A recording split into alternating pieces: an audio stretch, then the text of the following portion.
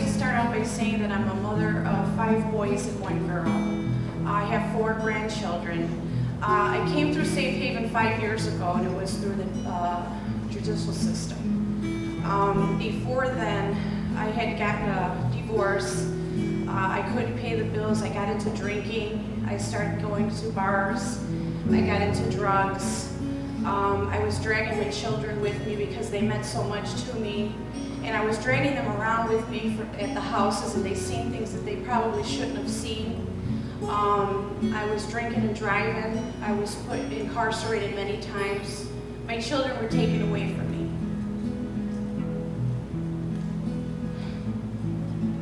At that point, I didn't want to live anymore. I continued to drink. I continued to drug. I continued to go in and out of jail. They were going to offer me 6 years in a penitentiary or task. I took the task and they sent me to Safe Haven. When I got to Safe Haven, before I got to Safe Haven, I was sleeping in cars. I was washing up at McDonald's.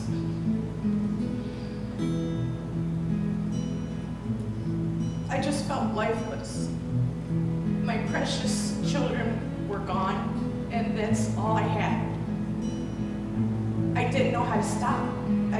I chose drinking and drugging over my children. It was that powerful.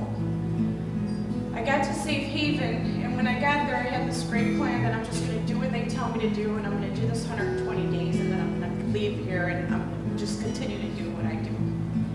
As I got there, I was assessed, and everybody's individually assessed, and I was assessed. I had been domestic battery, numerous times, just torn up.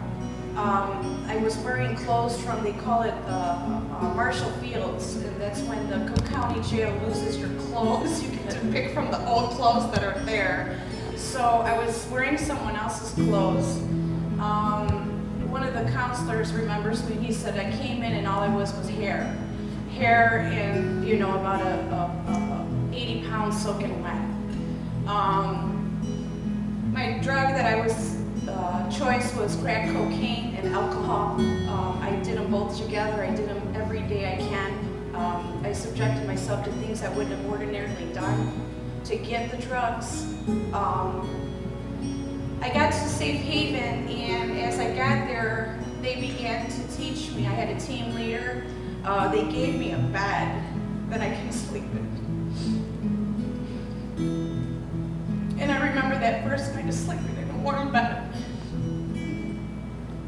This was 5 years ago, but I can still feel it. And I'm so grateful. I had a shower. I could cook on a stove.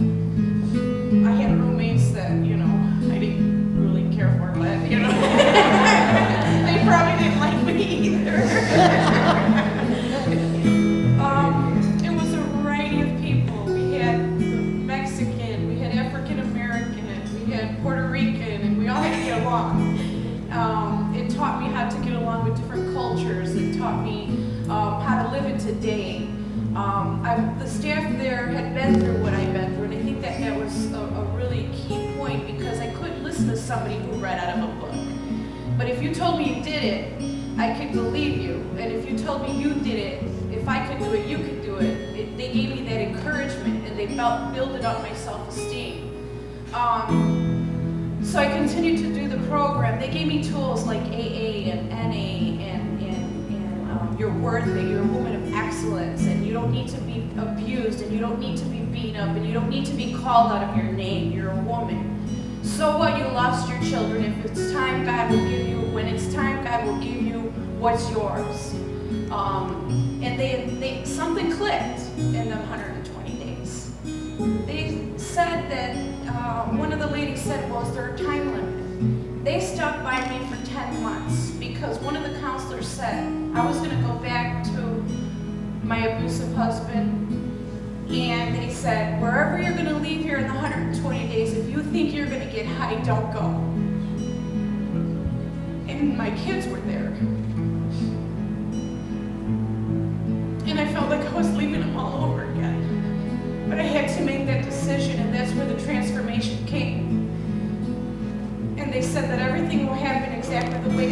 to happen, and it did. During that time, I got hit by a car. Safe Haven still stuck by me. They didn't say, go, you can't do nothing. I had my arm in a sling and I was volunteering, and they said, well, why don't you come to professional development, which is a class that they offer to residents. It's an internship to learn how to become a case manager and learn how to give back what you've received. I have obtained my National Certified Recovery Specialist certification. I am now a National Certified Recovery Specialist as of today. And when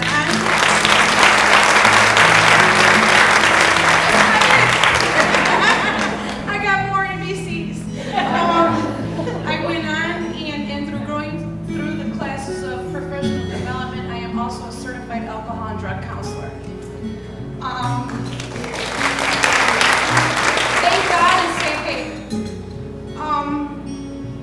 I was sharing with the ladies that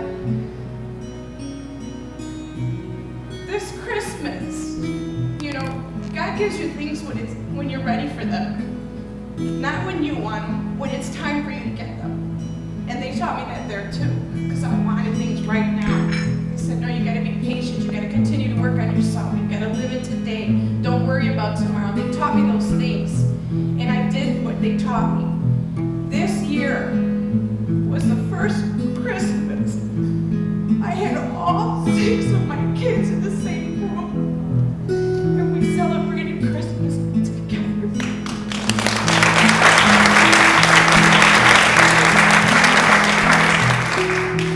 There is no price I can possibly put on that.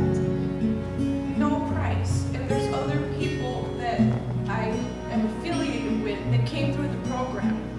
Actually, my husband-to-be came through the program, and he has his story, and maybe one day you'll hear his story, but I just got engaged 2 weeks ago.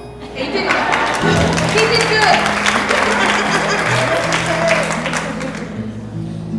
But I challenge anyone here that if you don't believe me, try me. Come on out to one of the facilities. Come on out there and actually see that there's people like me and all the other women that came here to share their stories. And a lot of times they tell me, don't you share a little too much? No, I believe you need to know the gut dirty stuff. You need to know that the drugs and alcohol had me to where I couldn't even stop for my children. And I went to Safe Haven and they taught me a different way. They showed me a way out through God, through self-help programs, and I am forever in debt.